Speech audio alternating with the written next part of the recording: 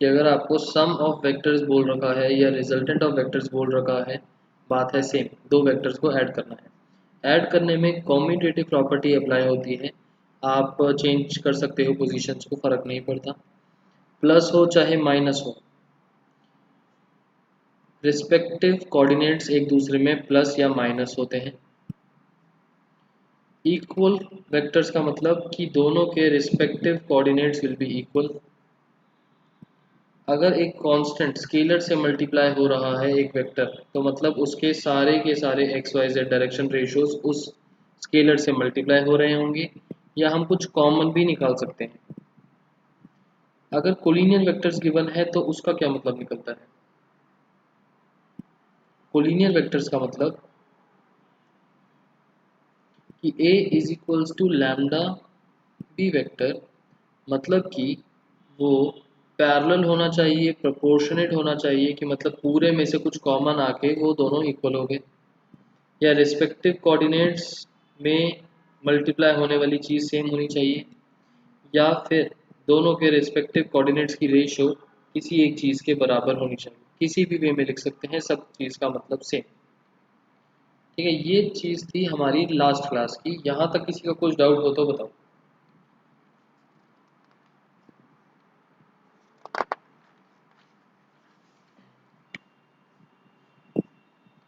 नहीं? ठीक है। अब ये सब तो समझाने वाली बात थी। जो टाइप्स ऑफ वेक्टर थे वो आपका 1 मार्कर में आ सकते हैं कि वेक्टर्स के टाइप बताओ कौन कौन से हैं, और जो फॉर्मूलेस काम आने वाले हैं एक बार ही वो लिख देता हूँ आपके लिए। पहला आएगा मैग्नीट्यूड का, थोड़ा सा रिपीटिशन है बट जो काम में आएंगे फॉर्मूलेस एक बार वो लिख रहा हूँ। मैग्नीट्यूड मतलब कि जो भी वेक्टर चल रहा है उसको डाल दिया मॉड्यूलस में, और फॉर्मूला बन गया under root x square plus y square plus z square. उसके बाद डायरेक्शन कोसाइंस का तो पीछे ही हो गया था, दोबारा लिखने का कोई फ़ायदा नहीं। रिलेशन लिख देते हैं, l square plus m square plus n square is equals to 1। या लिख दो एक बार। यहाँ पर एल का मतलब कॉस एल्फा, एम का मतलब कॉस बीटा, एन का मतलब कॉस गामा। कॉस अल्फा का मतलब, अगर हम कोऑर्डिनेट बेसिस पर देखेंगे, x upon magnitude, y upon magnitude, z upon magnitude. ठीक। उसके बाद हमारे पास, हमने और कोई फॉर्मूला पढ़ा पीछे? जो सम ऑफ वेक्टर्स था, ट्रायंगल लॉ था, वो नॉर्मल चीज़ें हैं, फॉर्मूलेज में नहीं आएंगी। उसके बाद एक यूनिट वेक्टर, यूनिट वेक्टर हमने पढ़ा कि उसका मैग्नीट्यूड 1 होना चाहिए, बट अगर आपको एक वेक्टर देके बोल दिया जाएगी यूनिट वेक्टर कैलकुलेट करो, मान लो आपको ए वेक्टर गिवन है एक्स आई प्लस वाई जे प्लस जेड के, देन ए कैप, एरो हट के कैप आ गया, मतलब ये था ए वेक्टर और ये है यूनिट वेक्टर ऑफ ए। हम एरो और कैप एक साथ नहीं लगा सकते, कैप लगाने का मतलब कि वेक्टर तो है बट यूनिट वेक्टर है, is equals to A vector upon magnitude. Normal वही यूनिटरी मेथड वाली चीज़ है कि पूरे वेक्टर को हमने उसके मैग्नीट्यूड से डिवाइड कर दिया, तो उसका यूनिट कंपोनेंट आ गया, यूनिट वेक्टर बन गया। ओके, सो ये बन गया एक फॉर्मूला। और अगर आपको एक वेक्टर में बोला जाए कि इस वेक्टर का एक ऐसा वेक्टर निकालो सेम डायरेक्शन में 10 यूनिट्स, ये तो है यूनिट वेक्टर ऑफ ए। दूसरी चीज़ a vector of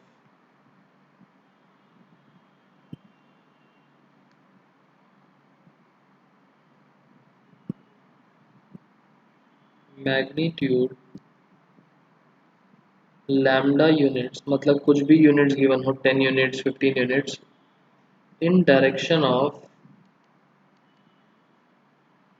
a vector, मतलब कि सर एक बार वेक्टर और magnitude, magnitude is frame length और वेक्टर इज लाइन जिसके अंदर डायरेक्शन है।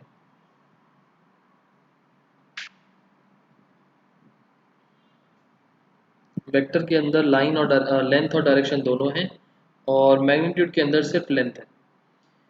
वेक्टर एक ही डायरेक्शन में, डायरेक्शन का मतलब कि इसी का एक ऐसा कंपोनेंट अगर इसी को एक्सटेंड कर दिया जाए, और लैम्डा यूनिट्स मतलब कि एक तरीके से बोला जाए कि अगर लाइन को आर्क लगाओ या लाइन की मेजरमेंट बताओ, अगर 10 यूनिट्स की है तो कहाँ से कहाँ तक कितनी बड़ी लाइन बनी। तो हम इसको निकालेंगे, एक वेक्टर निकालना है, मतलब मान लेते हैं उस वेक्टर का नाम है बी वेक्टर। जो लैम्डा यूनिट्स है एक ही डायरेक्शन में, मतलब lambda times A cap, unit vector का लैम्डा टाइम्स, मतलब lambda times into A vector upon magnitude of A vector. ये समझ में आई बात?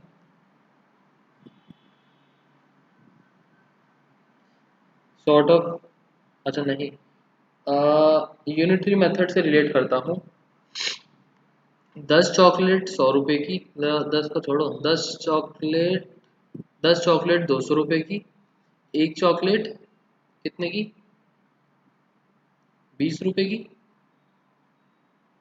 और उसके बाद आपसे पूछा जाए कि 50 चॉकलेट कितने की होंगी, तो 50 × 20 करके आपको 1000। तो सेम यहाँ पर ये चीज़ आपको दे रखी है, एक तरीके से बड़ा कंपोनेंट कुछ भी रिलेशन दे दिया, उसका आपने यूनिट वेक्टर निकाला, मतलब एक कंपोनेंट की वैल्यू निकाल ली, जो भी दे रखा था उसका एक कंपोनेंट की वैल्यू निकाल ली, यूनिट वेक्टर निकाल लिया एक कंपोनेंट। और जब आपको डायरेक्शन ऑफ ए वेक्टर का मतलब कि इसी का जितना भी था इसका यूनिट वेक्टर निकाला, और उसके बाद लैम्डा यूनिट्स करनी है, मतलब दिस इज बेसिकली 50 चॉकलेट्स का रेट, लैम्डा यूनिट्स निकालनी है, तो उस यूनिट कंपोनेंट को हमने लैम्डा से मल्टीप्लाई कर दिया।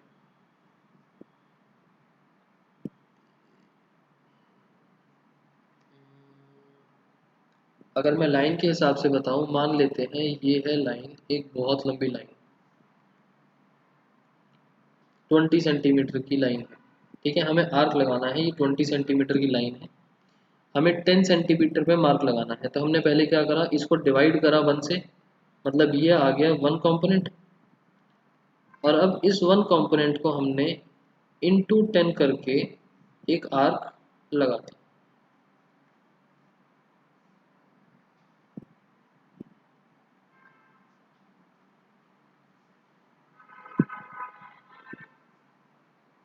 पहले हमने बड़े वाले कंपोनेंट का यूनिट निकाला और उसको इंटू 10 करके ये कर दिया। पक्का क्लियर? सबको क्लियर है वाली चीज़? ये आ जाती है क्वेश्चन में बहुत बारी, इस वजह से मैंने यहाँ पर नोट कर दिया।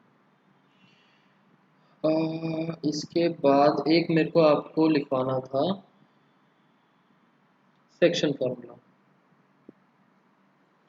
सेक्शन फार्मूला 10th क्लास में हम लोगों ने पढ़ा, दो तरीके से होता है, कौन कौन से?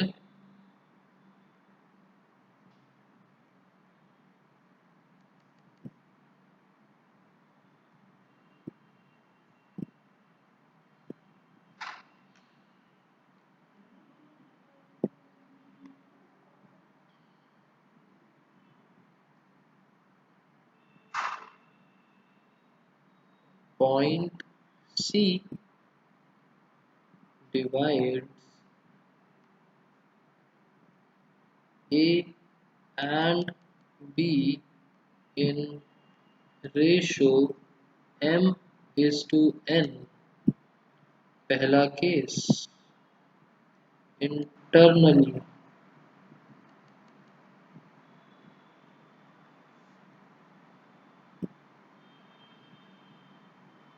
अब एक चीज़ बताओ, यहाँ पर ये पॉइंट लिख के मैंने सी ए और बी लिखा। हेयर ए बी सी क्या है?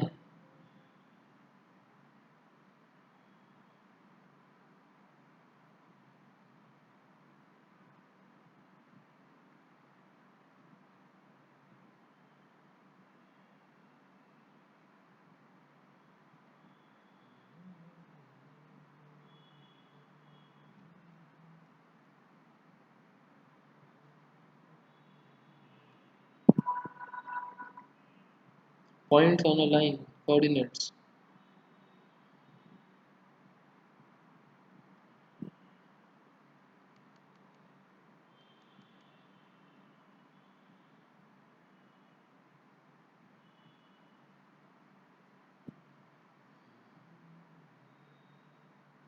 ए B C are position vectors. Coordinates है ना, coordinates are always position vectors.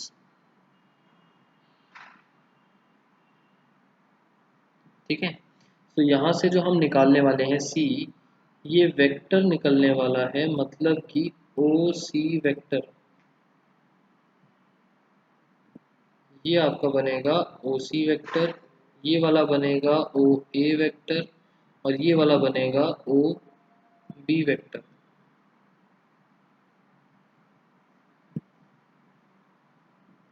तो अगर इंटरनली डिवाइड कर रहा है, फॉर्मूला रहेगा सेम, इधर वाली रेशो उधर वाला पॉइंट, जैसे हम करते थे नॉर्मली।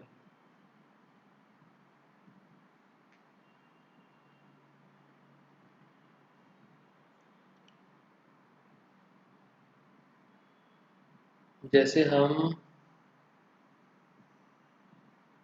सेक्शन फार्मूला नॉर्मली करते थे कि ये ए पॉइंट है, ये बी पॉइंट है, बीच में कहीं सी है, रेशो है m/n, ये वाला पॉइंट इधर की रेशो, ये वाला पॉइंट इधर की रेशो, ऐसे ही चलता था ना। डिवाइड में इंटरनली में प्लस और एक्सटर्नली में माइनस, लॉजिक रहेगा सेम, बस यहाँ पर ये वेक्टर से मल्टीप्लाई हो जाएगा।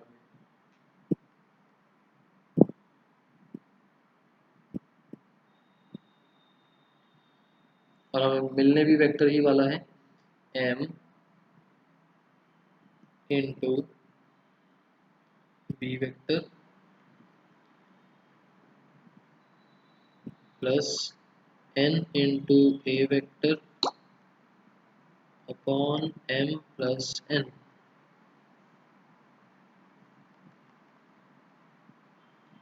m into B vector minus n into A vector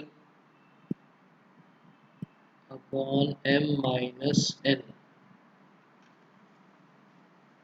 clear? जो सेक्शन फार्मूला हम कोऑर्डिनेट्स निकालते थे, अगर आप वेक्टर बनाने की जगह x में अलग लगा दो, y में अलग, z में अलग, तो वो कोऑर्डिनेट बेसिस पर निकल जाएंगे, और पूरा का पूरा उस कोऑर्डिनेट को वेक्टर में कन्वर्ट कर दो तो पूरा वेक्टर निकल जाएगा। ये चीज़ समझ में आ गई, वेक्टर और कोऑर्डिनेट्स में डिफरेंस। अगर इसमें सिर्फ x पे लगा दो, b वेक्टर का x, a वेक्टर का x, तो ये c वेक्टर का x मिलेगा।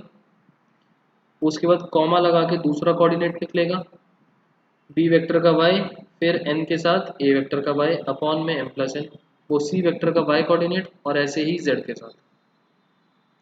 मैंने अलग अलग कोऑर्डिनेट की जगह वेक्टर फॉर्म में सीधा निकाल दिया।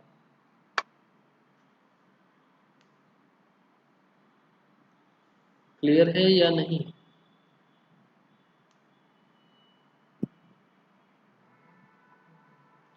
पॉजिटिव वेक्टर कैसे हुआ? अब पोजीशन वेक्टर, प्रेम, 3D ज्योमेट्री के अंदर कोऑर्डिनेट्स को पोजीशन वेक्टर बोल देते हैं। या तो वो टू, या तो अगर हम लाइन बोल रहे हैं ए बी, तो वो टर्मिनल माइनस इनिशियल करके एक वेक्टर बनेगा।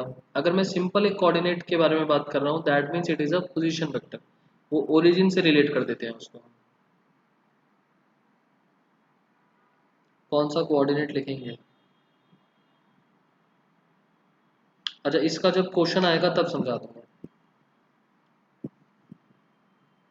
इसका आगे एक्सरसाइज में क्वेश्चन भी मिलेगा, उसमें बता दूंगा कि अलग अलग करने का तरीका, कि कोऑर्डिनेट बेसिस पर और डायरेक्टली वेक्टर बेसिस पे निकालने का मतलब क्या है। फॉर्मूले में तो कोई डाउट नहीं है, नॉर्मल सेक्शन फॉर्मूले जैसे ही है, इंटरनली में प्लस एक्सटर्नली में माइनस। ठीक, एक्सरसाइज पर आते हैं। एक्सरसाइज में बताओ, फर्स्ट एक्सरसाइज मैंने आपको होमवर्क दी थी, उसमें कुछ डाउट्स।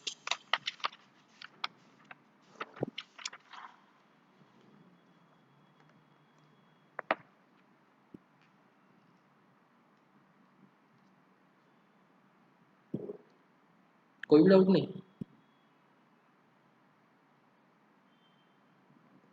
ओके, फर्स्ट वाला बता देता हूँ बस एक, फर्स्ट वाला, और फिर हम सेकंड एक्सरसाइज पर चलेंगे।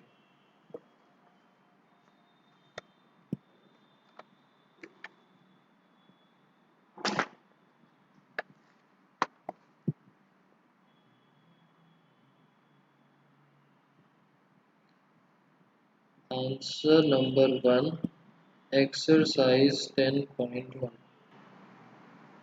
आपसे बोला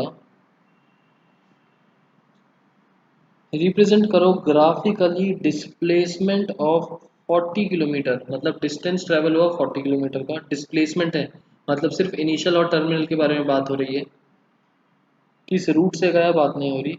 डायरेक्शन दी है 30 degree east of north. Okay, तो एक्स और वाई एक्सिस बनाते हैं, जेड की ज़रूरत नहीं है फिलहाल, क्योंकि ईस्ट नॉर्थ दे रखा है। जेड एक्सिस के अंदर हाइट आ जाती है।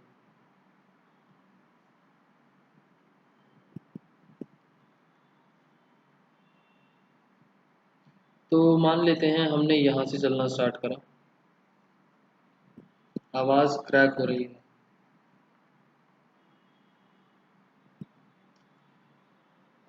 इस वाले क्वेश्चन के बाद एक बार रिफ्रेश कर लूँगा मैं। मान लेते हैं हमने यहाँ से चलना स्टार्ट करा, और उसके बाद 40 किलोमीटर चले 30 degree east of north. 30 degree east of north, north है ये, ईस्ट होगा ये, तो नॉर्थ के 30 डिग्री ईस्ट, नॉर्थ के 30 डिग्री ईस्ट,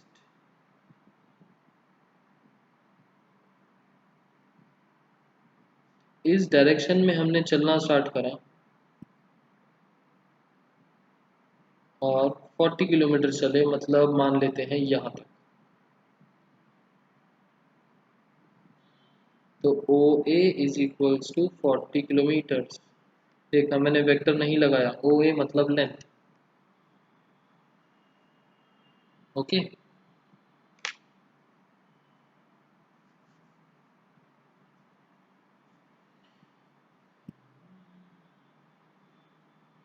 बस यही तो ग्राफिकली शो करना था, कर दी।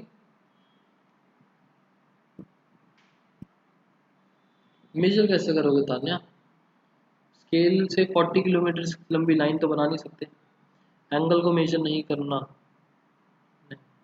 ग्राफिकली शो करना था कि मतलब क्या है।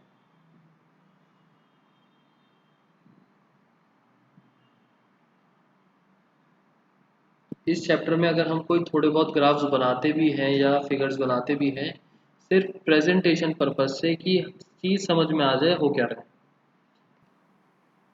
ओके, नेक्स्ट क्वेश्चन पर चलते हैं। नेक्स्ट एक्सरसाइज ही हो गई, वैसे क्वेश्चन क्या है?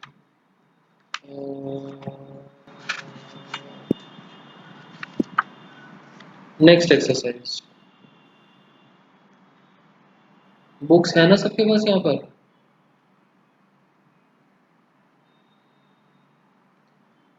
एक्सरसाइज नंबर 10.2,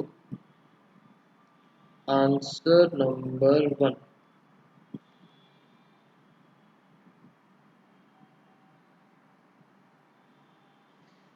आंसर नंबर 1 में हमें मैग्नीट्यूड्स कैलकुलेट करने हैं, और ए बी सी तीन वेक्टर्स गिवन है।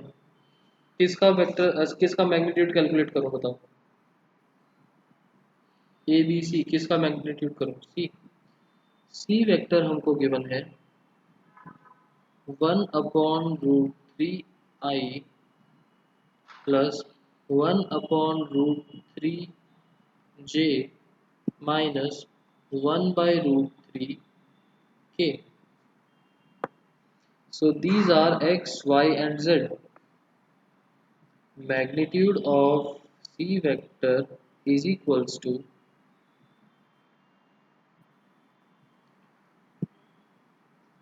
1/3 plus 1/3 plus 1/3. Turns out to be under root में 3/3. Answer will be 1.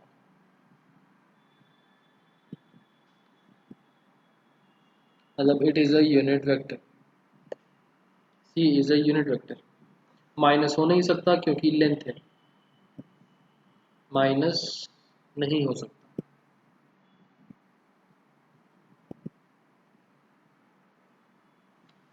सेकंड के अंदर बोला दो वेक्टर्स लिखो हैविंग प्लस माइनस से फर्क नहीं पड़ता.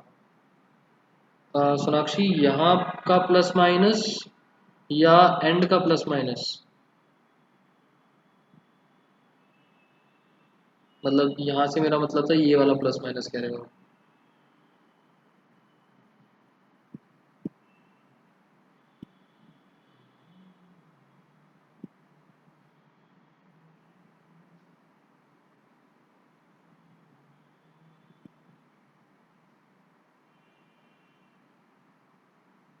क्या फर्क पड़ेगा?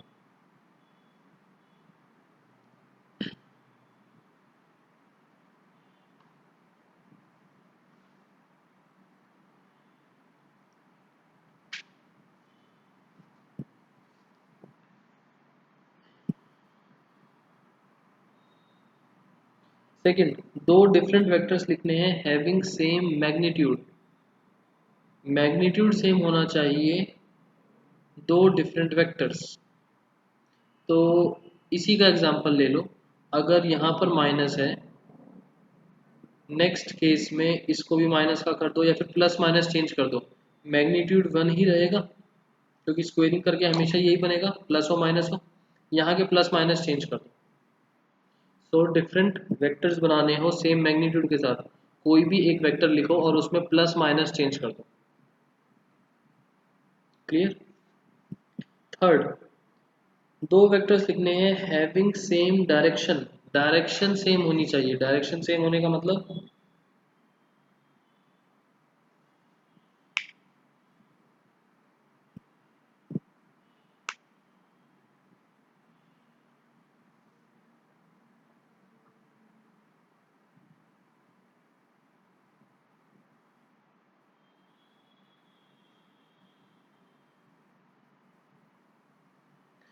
सेम डायरेक्शन का मतलब कोलिनियर वेक्टर्स, पैरेलल वेक्टर्स बनाने हैं हमको. डायरेक्शन सेम है बट डिफरेंट वेक्टर्स बनाने हैं. तो कोई भी वेक्टर लो और उसका प्रोपोर्शनेट कर दो, उसको पूरे से को 2 से मल्टीप्लाई कर दो, 3 से मल्टीप्लाई कर दो, माइनस वाले किसी नंबर से मल्टीप्लाई कर दो, कोलिनियर बना दो. क्लियर यहाँ तक? हाँ, एक स्टार्टिंग वेक्टर कुछ भी ले लो और उसके बाद हमको सेम डायरेक्शन का मतलब हो गया कि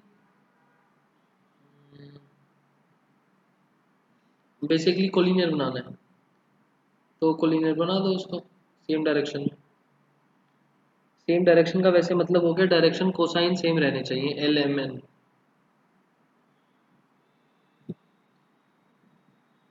हाँ, अलग हो सकती है बट कोलिनियर के अंदर डायरेक्शन सेम होती है ना, तो क्या फ़र्क पड़ता है, रहेगा तो वो वैसे भी अलग ही. हमारी कंडीशन को सेटिस्फाई करने के लिए तो कोलिनियर वेक्टर भी सेटिस्फाई करेगा. हमें तो डायरेक्शन सेम रखनी है और वेक्टर्स अलग होने चाहिए. मैग्नीट्यूड अलग अलग हो जाएंगे, डायरेक्शन सेम हो जाएगी.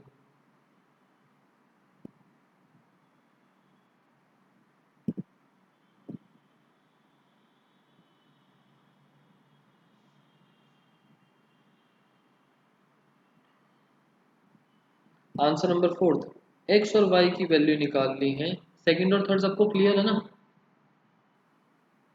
सेकंड और थर्ड कोई क्वेश्चन में डाउट हो तो बताते रहना। फोर्थ, एक्स और वाई की वैल्यू निकालनी है such that this and this are equal. Okay, हमें बोला ए वेक्टर है 2i प्लस 3j और बी वेक्टर है xi plus yj. According to the question, a vector is equals to b vector.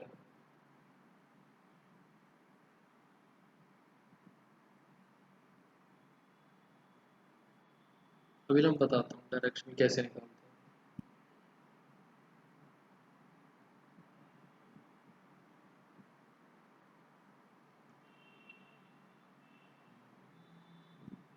ए और B vector अगर बराबर हैं तो बताओ एक्स और वाई की values.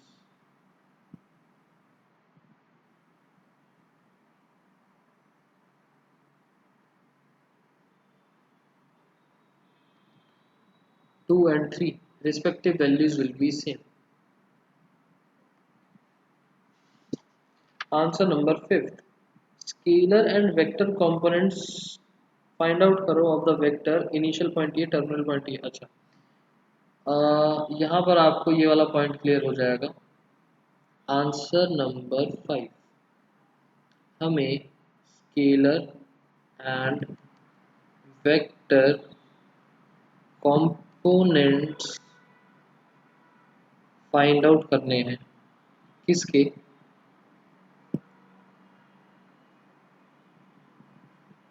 Of a vector,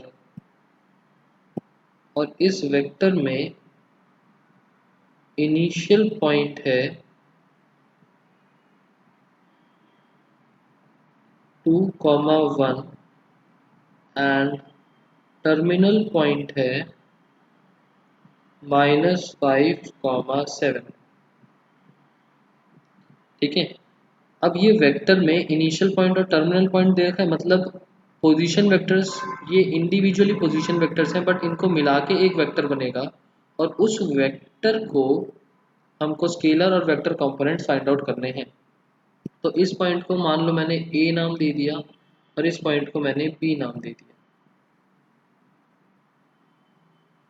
therefore A B vector is equals to B minus A करके बनेगा, टर्मिनल माइनस इनिशियल, -5 -2 मतलब -7i, 7 -1 प्लस 6k j, और k वाला एलिमेंट है ही नहीं तो 0 के भी लिख सकते हो और छोड़ भी सकते हो ऐसे ही। तो यहाँ से scalar component and vector component क्या क्या मिलेंगे? स्केलर कंपोनेंट तो हमको मिला -7 और 6, वेक्टर कंपोनेंट मिला -7i 6j। Clear? Scalar component vector component इस तरीके से पूछा जाता है।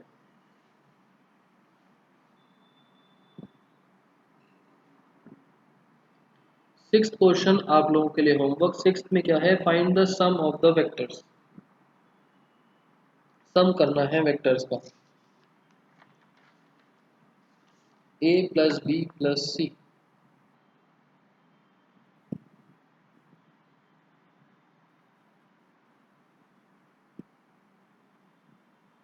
आंसर नंबर सिक्स में हमें a vector plus B vector plus C vector find out करना है, मतलब first bracket plus second bracket plus third bracket, मतलब तीनों के x वाले कोऑर्डिनेट्स ऐड करने हैं, something plus something plus something i plus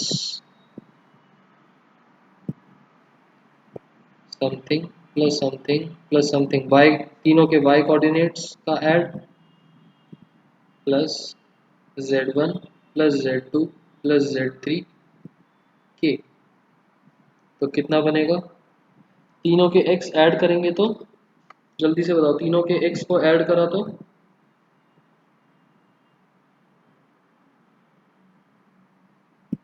0i। Okay, तीनों के y को ऐड करा तो -4, और तीनों के z को ऐड करा तो -1। तो ये बन गया हमारा vector a plus B plus C. Answer number next 7th, unit vector निकालना है in the direction of this.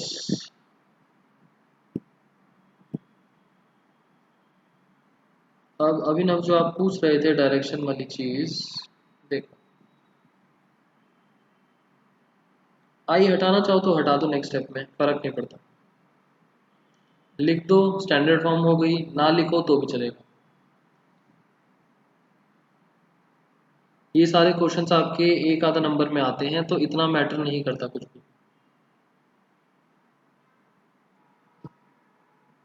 Unit vector निकालना है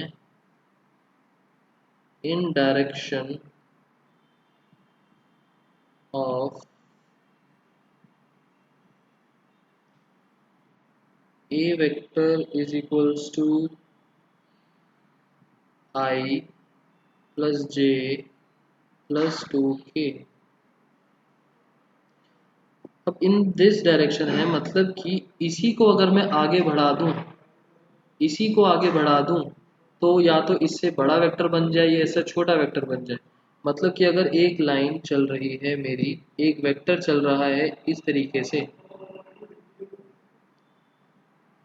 यहाँ से लेकर यहाँ तक, तो अब या तो ये ही आगे एक्सटेंड हो जाए या इसका कोई छोटा सा कंपोनेंट मिल जाए, मतलब यही लाइन रहे। डायरेक्शन का मतलब एक्स वाई जेड के साथ बनने वाला एंगल विल बी सेम।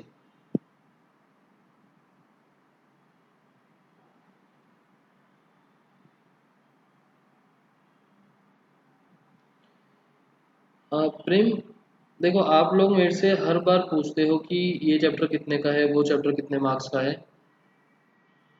छोड़ दोगे क्या ये वाला चैप्टर? अगर 5 नंबर का भी हुआ तो छोड़ के चले जाओगे इस चैप्टर को?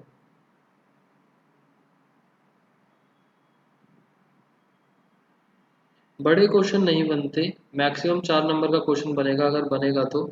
और अगर ये नहीं करोगे, 3D समझ में नहीं आएगा, 3D में से एक बड़ा क्वेश्चन पक्का आएगा आएगा 6 नंबर का। तो क्या फ़ायदा कि कितने मार्क्स का है कितने मार्क्स का नहीं है। यूनिट वेक्टर का मतलब होता है जिसका मैग्नीट्यूड 1 हो।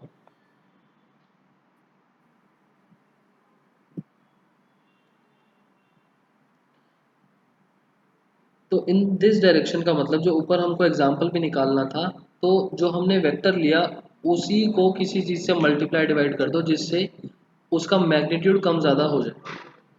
अब हमें सेम डायरेक्शन में ही यूनिट वेक्टर निकालना है। पीछे मैंने आपको फॉर्मूला बताया, A cap is equals to A vector upon magnitude of vector.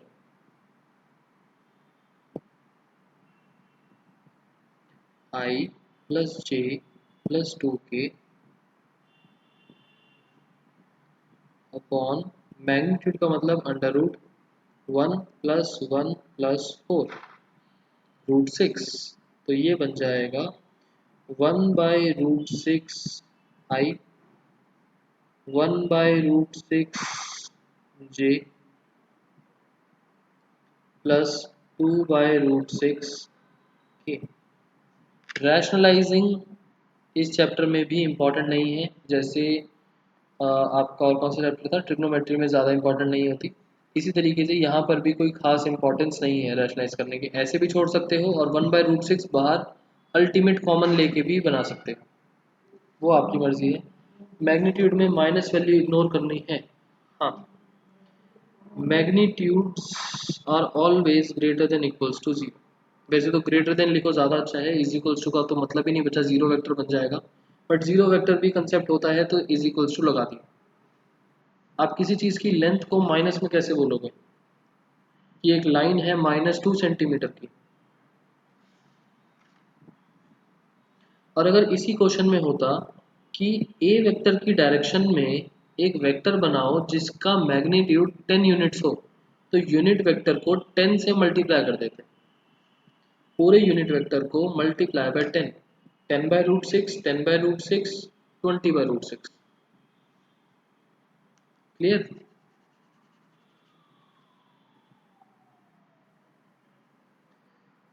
Eighth question, unit vector निकालना है in the direction of vector P Q. P Q vector की डायरेक्शन में एक यूनिट वेक्टर निकालना है और पी और क्यू आपको गिवन है। तो मैं क्वेश्चन थोड़ा बहुत नोट कर रहा हूँ, कोऑर्डिनेट्स नोट कर रहा हूँ, मेरे को जल्दी से पी क्यू वेक्टर निकाल के बताओ। पी पॉइंट है हमारे पास 1 2 3, क्यू पॉइंट है हमारे पास 4 5 6। मुझे जल्दी से पी क्यू वेक्टर बताओ क्या बना।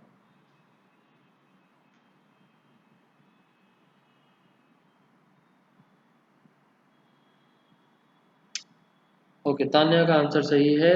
3i plus 3j plus 3k। हमें निकालना है पी क्यू वेक्टर की डायरेक्शन में यूनिट वेक्टर, मतलब पी क्यू का यूनिट वेक्टर। बताओ कितना बनेगा।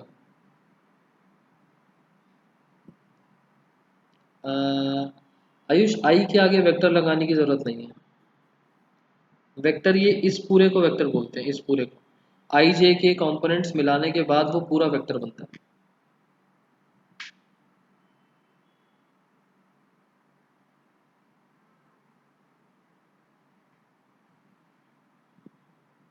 अल्टीमेट जल्दी से आंसर बताओ, ये वाला कितना बनेगा।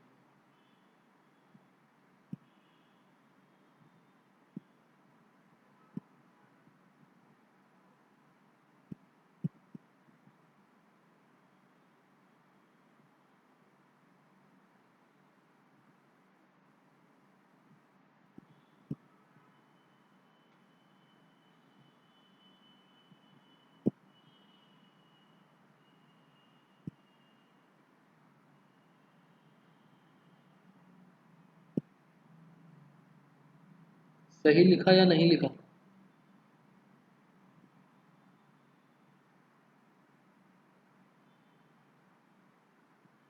ठीक है, 1/√3i+j+k।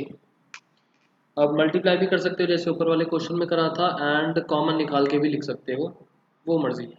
बट होल डिनोमिनेटर में मत लिखना कि पूरे के नीचे लाइन लगाई और फिर लिख दी, या तो पूरा बाहर कॉमन निकाल लेना या अलग अलग कर देना। एट्थ हो गया। नाइन्थ, ए वेक्टर गिवन है, बी वेक्टर गिवन है, यूनिट वेक्टर निकालना है in the direction of A plus B. Okay, answer number ninth में ए वेक्टर गिवन है कुछ, बी वेक्टर गिवन है कुछ। सबसे पहला काम, हमें A plus B vector calculate करना है, इसको नाम दिया C vector, something plus something. और उसके बाद हमको ultimately C cap find out करना है, जो बनेगा C vector upon magnitude of C vector. कर लोगे? जो भी बनेगा। सबको समझ में आ गई ये नाइन्थ क्वेश्चन।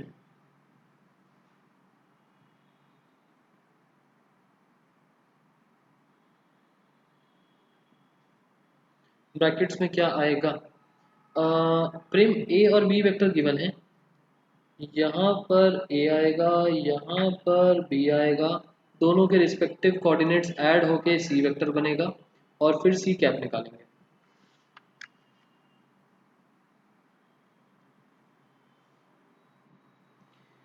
टेंथ, एक वेक्टर निकालना है in the direction of A vector which has magnitude 8 units. देखो, टेंथ क्वेश्चन आपका होमवर्क है। टेंथ क्वेश्चन के अंदर क्या बोला कि एक वेक्टर गिवन है, उसकी डायरेक्शन में एक और वेक्टर निकालो जिसका मैग्नीट्यूड 8 यूनिट्स हो। तो आपके लिए हिंट्स के लिए लिख देता हूँ। ए वेक्टर गिवन है आपको, हमें सबसे पहले ए कैप निकालना है, मतलब A vector upon magnitude of A vector, और उसके बाद हमको 8 times A cap find out करना है।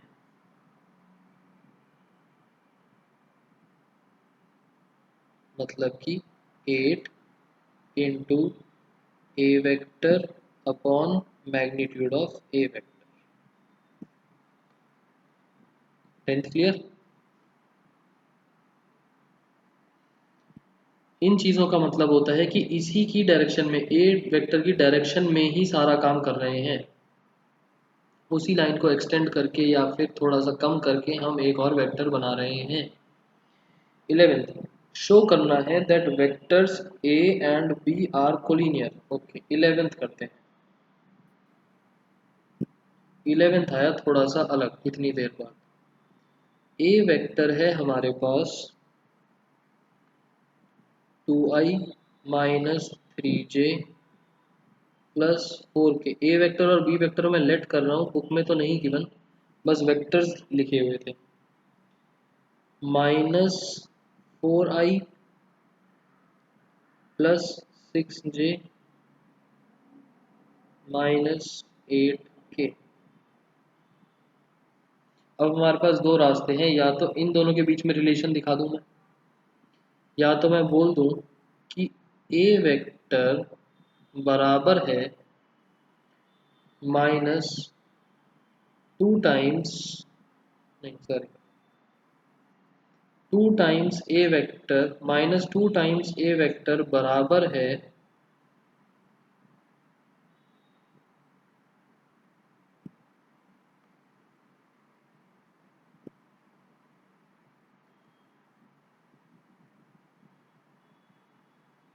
उल्टा लिख देना मैंने,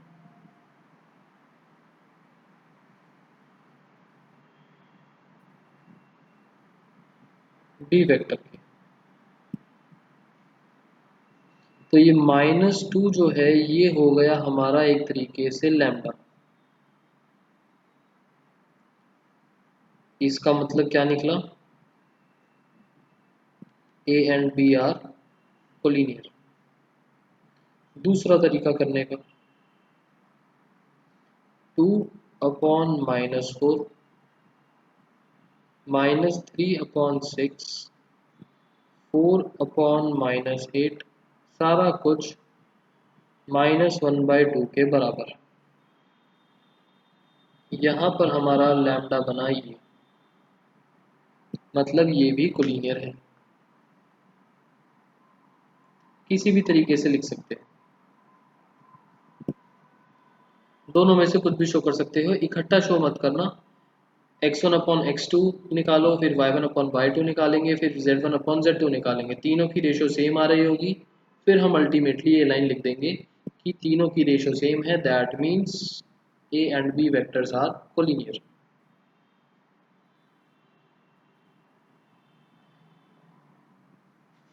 clear? 11th question, 11th question clear है? ठीक है। 12th, डायरेक्शन कोसाइंस निकालने हैं of this vector. Answer number 12।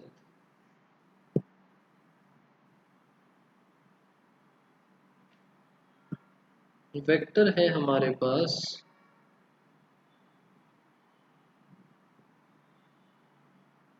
i plus 2j plus 3k। हमें निकालने हैं डायरेक्शन। 11 बता दो एक बार प्लीज।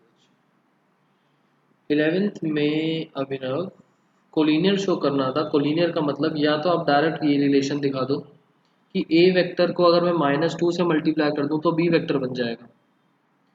तो जस्ट एक लैम्डा टाइम्स हमारे पास वैल्यू आ गई कि पूरा का पूरे दोनों वेक्टर्स में प्रोपोर्शनेटली वेरी कर रहा है, वो एक चीज़ मल्टीप्लाई करने से सेम बन जाएगा, तो मतलब वो कोलिनियर है।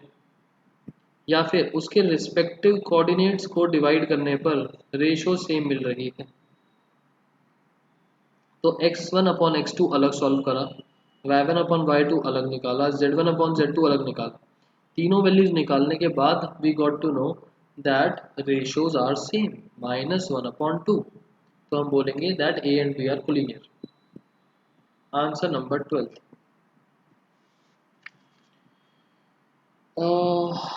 डायरेक्शन कोसाइंस एल निकालना है। एल का मतलब x अपॉन मैग्नीट्यूड, मतलब कि 1/√1 + 4 + 9, 1/√13।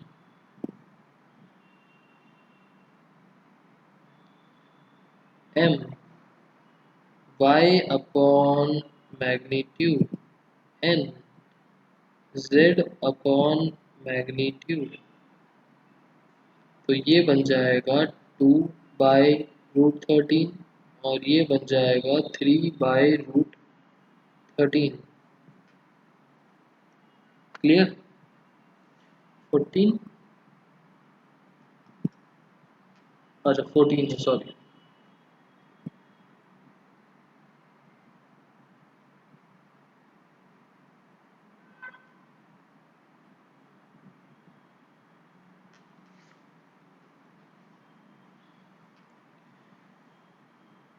13th क्वेश्चन, डायरेक्शन कोसाइंस निकालने हैं वेक्टर के, और ये वेक्टर ज्वाइन कर रहा है ए पॉइंट और B point directed from A to B. Directed from A to B का मतलब हो गया कि इनिशियल पॉइंट ए है और टर्मिनल पॉइंट बी।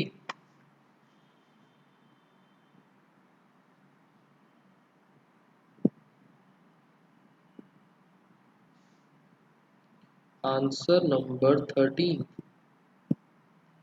ए पॉइंट हमको गिवन है 1 2 -3, बी पॉइंट हमको गिवन है -1 -2 1।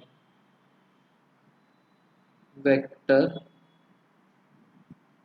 directed from A to B, that means A B vector. जल्दी से बताओ कितना बना। अगर A to B नहीं होता क्वेश्चन में तो अब डिफ़ॉल्ट A to B लेते। हाँ प्रेम, तब तो एज्यूम कर लेते कि पहले A गिवन है तो A ले लिया, जो पॉइंट पहले गिवन है उसको ले लेंगे फिर।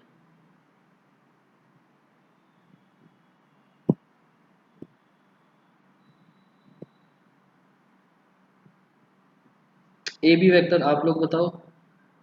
उसके बाद हमें डायरेक्शन कोसाइंस निकालने हैं। Direction cosines L M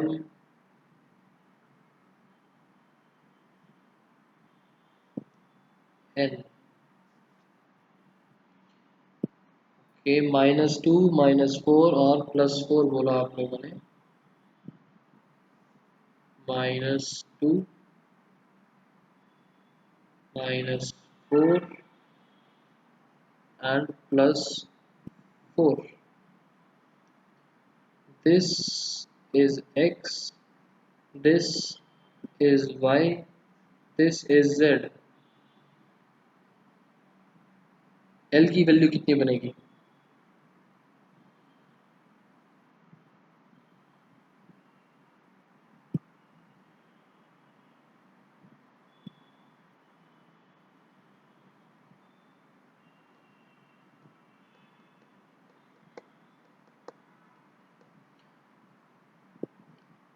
-1/3 m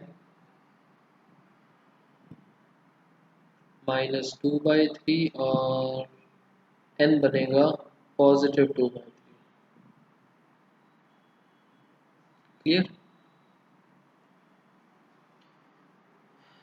I hope this is clear. 14th, show करना है that vector this is equally inclined to all the axes. Okay, ये कैसे करेंगे?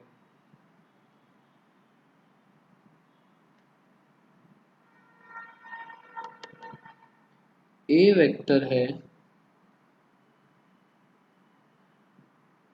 आई प्लस जे प्लस के,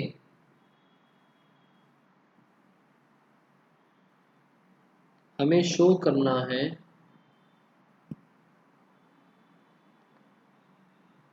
inclined equally to एक्सेस।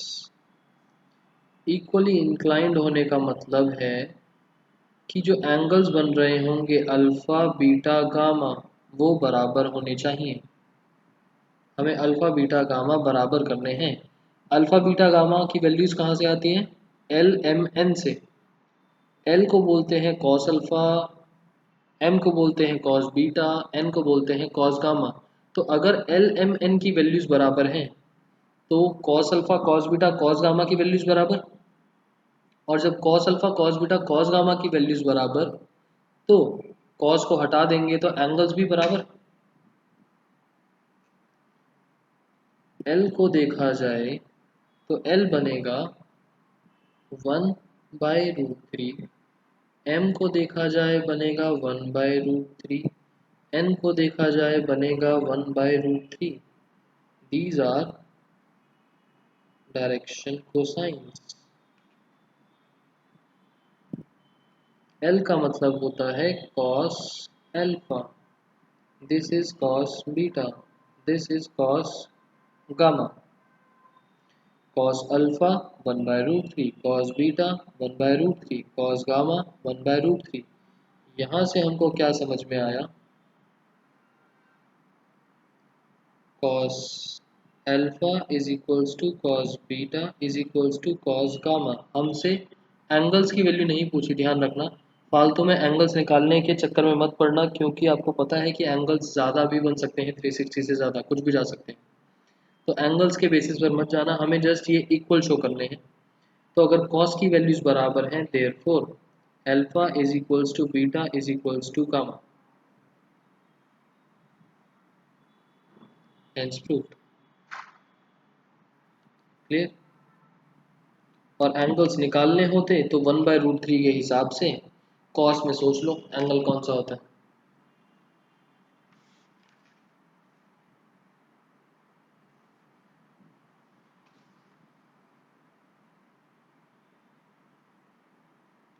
यहाँ तक clear?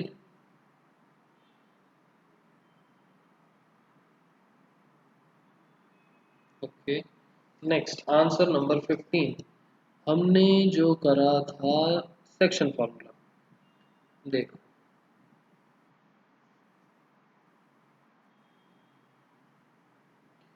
Find the position vector of R. Find क्या करना है? पोजीशन वेक्टर ऑफ आर, जो डिवाइड कर रहा है line joining two points P and Q. ये आर पॉइंट डिवाइड कर रहा है the line of P and Q, और पी और क्यू के पोजीशन वेक्टर्स, पी और क्यू बोला हुआ है सिर्फ, तो P अपने आप में पोजीशन वेक्टर है, Q अपने आप में पोजीशन वेक्टर है। P और Q को ज्वाइन करेंगे तो एक अलग वेक्टर बनेगा।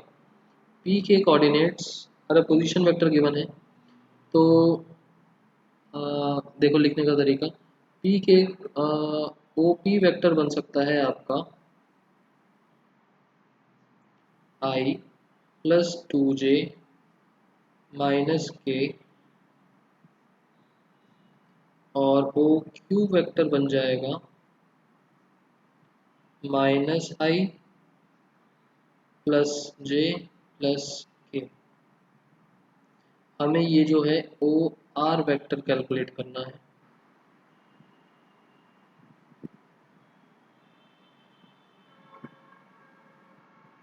और अगर मैं कोऑर्डिनेट्स देखना चाहूँ तो P के कोऑर्डिनेट्स क्या बनेंगे? 1 2 -1। Q के कोऑर्डिनेट्स बनेंगे -1 1 और 1। यहाँ तक की बात आई गेस आपको समझ में आई होगी। उसके बाद रेशो है m/n। ओ सॉरी, रेशो है 2:1। इसको m:n से रिलेट कर सकते हैं ना। लॉजिकली हुआ क्या, r ने p और q को डिवाइड करा 2:1 की रेशो में।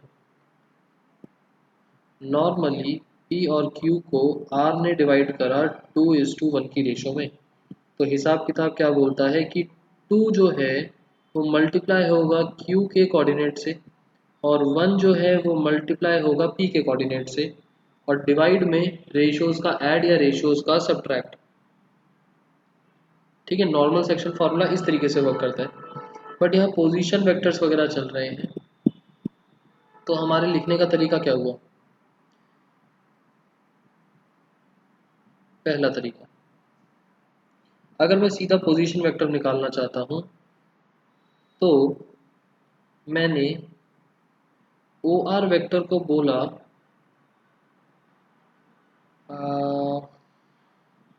सी वेक्टर, इसको बोला ए वेक्टर, और इसको बोला B vector.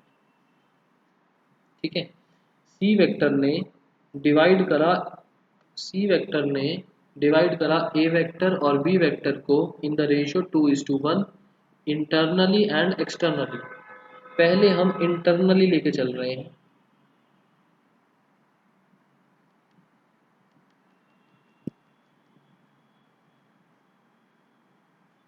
C vector is equals to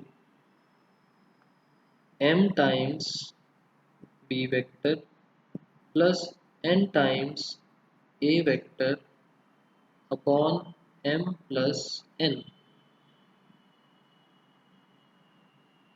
यहाँ से सॉल्व करके मुझे सीधा सीधा सी वेक्टर मिलने वाला है। मतलब कि 2 × -i plus j plus k plus 1 × i plus 2j minus k upon 2 + 1।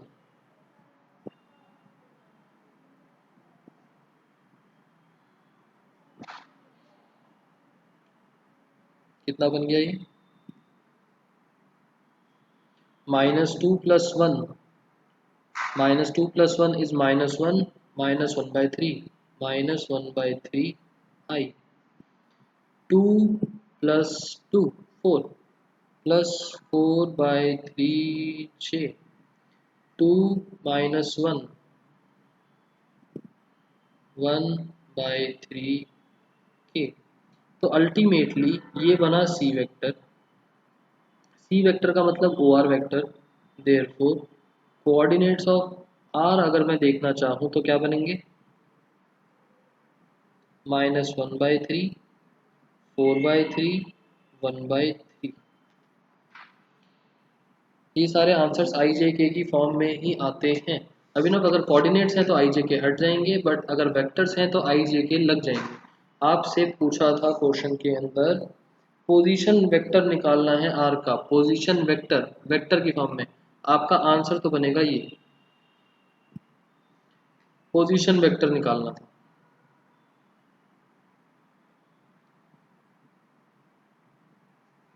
Okay, अब अगर मैं वेक्टर फॉर्म छोड़ के कोऑर्डिनेट्स बेसिस पर जा रहा होता तो क्या करते हम,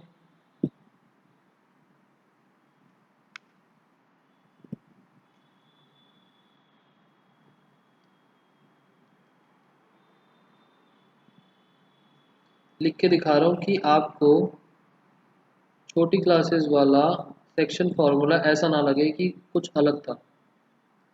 प्रेफरेबल नहीं होता है ऐसा करना। कि जो सी वेक्टर के कोऑर्डिनेट्स थे, सी वेक्टर को मैंने लिया x3 y3 z3, वो किसके बराबर होंगे, m times x2 plus n times x1 upon m plus n,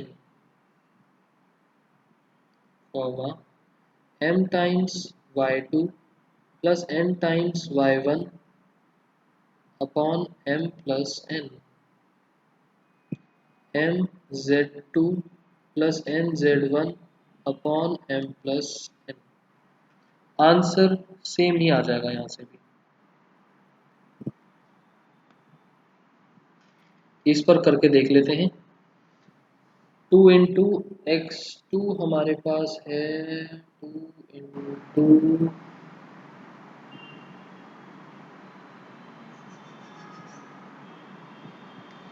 इस वाले को अगर हम करके देखते हैं तो ये बनेगा 2 x2 मतलब b वेक्टर का हमारे पास आएगा -1 प्लस n है 1, x1 हमारे पास आएगा 1 upon 2 plus 1। Answer will be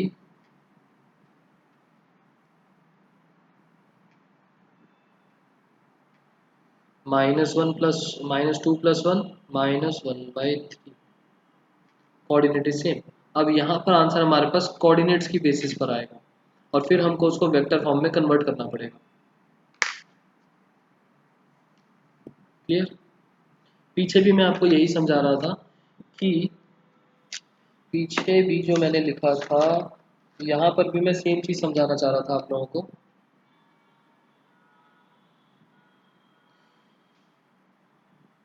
कि ये सारे पोजीशन वेक्टर्स के फॉर्म में चल रहे हैं, तो हमको एक पोजीशन वेक्टर मिल जाएगा। बट अगर मैं वेक्टर को छोड़ के कोऑर्डिनेट बेसिस पर निकालूं तो बस अलग अलग बन जाएंगे, X coordinate, Y coordinate, Z coordinate. Clear? मैंने आपके साथ इंटरनली वाला केस आपको करके दिखा दिया। एक्सटर्नली वाला आपका होमवर्क।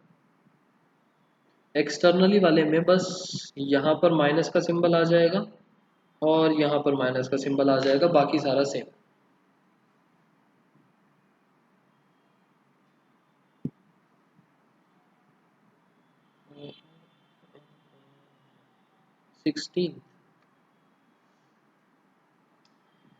सिक्सटीन क्वेश्चन आपका होमवर्क है। उसमें आपको बोला कि मिड पॉइंट निकालने हैं वेक्टर्स के।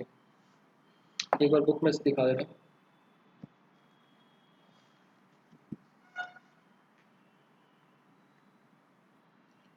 16th क्वेश्चन है, पोजीशन वेक्टर निकालना है mid point of the vector जो इन दो पॉइंट से मिलके बन रहे हैं। मतलब same concept, section formula ratio 1:1, section formula ratio 1:1, mid points. 17th show करना है दैट ये तीन पॉइंट्स जिनके पोजीशन वेक्टर्स मतलब ये एक तरीके से कोऑर्डिनेट्स गिवन है, ए vector, B vector, C vector, मतलब ये ओ ए वेक्टर होगा, ओ बी वेक्टर होगा, ओ सी वेक्टर होगा। ये आपके राइट एंगल ट्रायंगल के वर्टिसेस हैं। कैसे शो करोगे?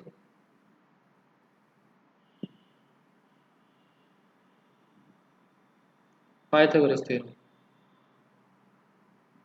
ये क्वेश्चन मार्क कर लेते हैं। वैसे तो मुझे नहीं लगता कि हर बच्चे का सॉल्व हो, तो ट्राई करके आप लोग देख सकते हो। इस क्वेश्चन को मैं करवा दूंगा। इसके अंदर ट्रिकी चीज़ है क्या, वो नेक्स्ट क्लास में ही हो पाएगी, अभी टाइम नहीं बचा। हाँ, मैग्नीट्यूड बराबर। बट प्रॉब्लम ये है कि ये पोजीशन वेक्टर्स गिवन है, ओ ए वेक्टर, ओ बी वेक्टर, ओ सी वेक्टर्स। और अगर मुझे पाइथागोरस थ्योरम लगाना है, पाइथागोरस लगता है ए बी, बी सी, सी ए में, तो पहले साइड्स कैलकुलेट करनी पड़ेंगी, साइड्स के वेक्टर्स बनाने पड़ेंगे और उसके बाद उनका मैग्नीट्यूड निकलेगा।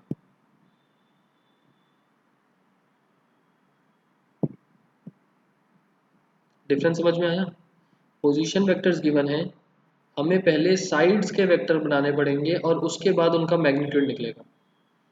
तो जिसको समझ में आया एक बार ट्राई करना, अदरवाइज हम नेक्स्ट क्लास में इसको करेंगे।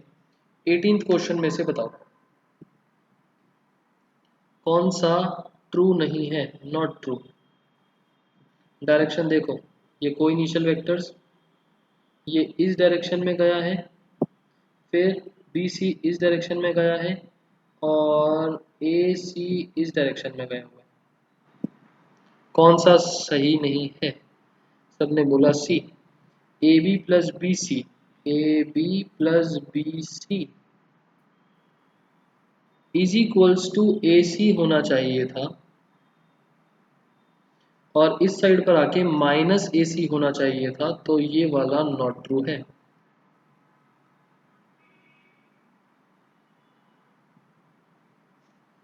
19th, ए एंड बी दो कोलिनियर वेक्टर्स हैं।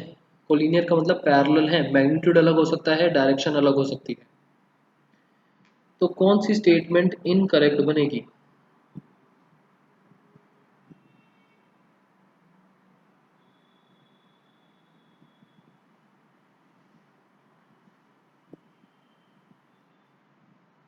सी एंड डी।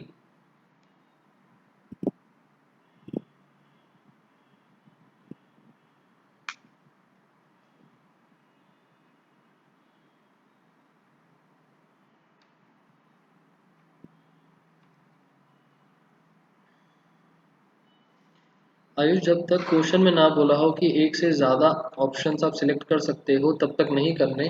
और दूसरा, both the vectors A and B have same direction but different magnitudes, ये तो सही है।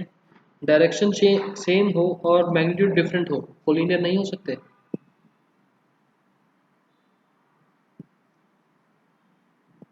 अच्छा, आर लिखा है। चलो डी पॉइंट पर बताओ फिर। डायरेक्शन सेम है, मैग्नीट्यूड डिफरेंट है, इनकरेक्ट होगा नहीं होगा कोलिनियर के लिए? कोलिनियर की डेफिनेशन में था irrespective of magnitude and direction. Irrespective का मतलब फर्क नहीं पड़ता कि मैग्नीट्यूड और डायरेक्शन बराबर हो या ना हो, मना नहीं करा हुआ था, इररिस्पेक्टिव था। बी होगा। अरे चलो फिर 19 क्वेश्चन पर भी नेक्स्ट क्लास में डिस्कस करेंगे।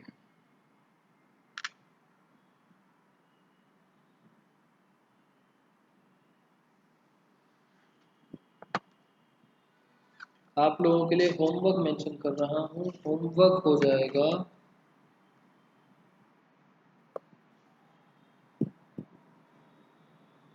Exercise 10.2 all questions.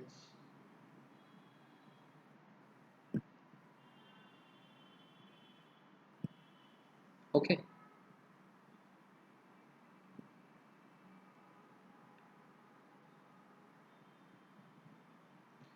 18 समझ नहीं आया। 18 भी प्रेम फिर नेक्स्ट क्लास में डिस्कस कर लेंगे। टेस्ट किसका होगा? Test test test first book के 2-3 चैप्टर्स का होगा, मैं आपको मैसेज कर दूंगा।